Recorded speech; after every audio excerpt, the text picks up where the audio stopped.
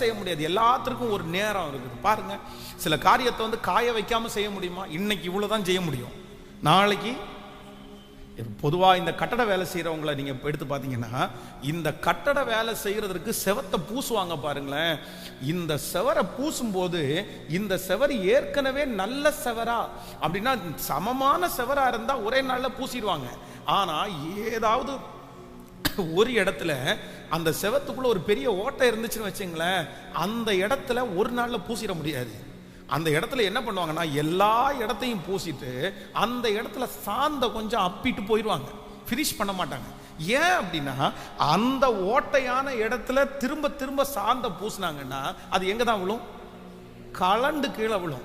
ஆனா ஒரு நாள் என்ன பண்ணுவாங்கன்னா, கொஞ்சம் கிரவுட் அப்படின்றது வந்து சிமெண்ட், அந்த சும்மா அந்த சிமெண்ட் எடுத்து கொஞ்சம் வச்சுட்டு கலவையை தூக்கி அப்பி வைப்பாங்க, அவ்வளவுதான், வச்சுட்டு போயிடுவாங்க. அந்த இடம் மட்டும் குறையா இருக்கும்.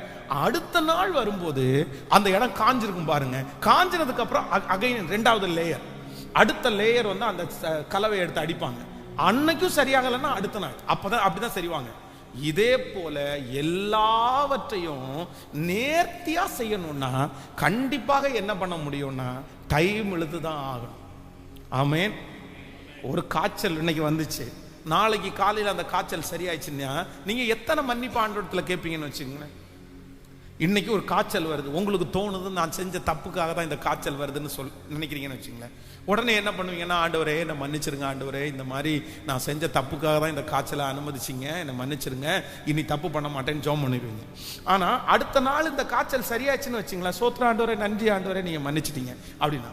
ஆனால் நீங்கள் செஞ்ச பாவம் ரொம்ப பெருசுன்னு வச்சுங்களேன், அடுத்த நாளும் காய்ச்சல் தொடருதுன்னா உடனே அடுத்தவனு யோசிப்பீங்க, வேற என்ன செஞ்சேன். அந்த காய்ச்சல் 3வது நாள் தொடர்ந்துச்சுன்னா இன்னும் என்ன செஞ்சேன், 4வது நாள் தொடர்ந்துச்சுன்னா நான் யார்கிட்டயாவது பேசாம இருக்கிறேன்னா முதல்ல போய் பேசிடலாமா. அதற்கு பிறகு அந்த காய்ச்சல் 10 நாள் தொடர்ந்துச்சுன்னு வைங்களேன், 1 வருஷம் தொடர்ந்துச்சுன்னு வச்சுங்களேன், நீங்க சுத்த பொன்னாவே மாறிடுவீங்க. கோபம்ன்றது வரவே வராது, என்ன அடிச்சாலும் அமைதியா இருப்பீங்க. காரணம் என்ன? இங்க ஒரு ப்ராசஸ் நடக்குது. எத்தனை வருஷமா நடக்குது? 1 வருஷமா.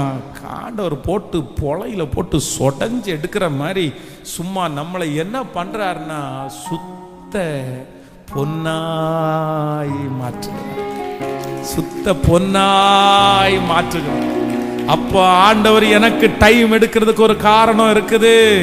ஆண்டவர் ஏன் தாமதிக்கிறார் அப்படின்னா, என்னை சுத்த பொன்னாய் உருவாக்குறதற்காக தான் ஆண்டவர் இந்த டைமை எடுத்துக்கிறாரு.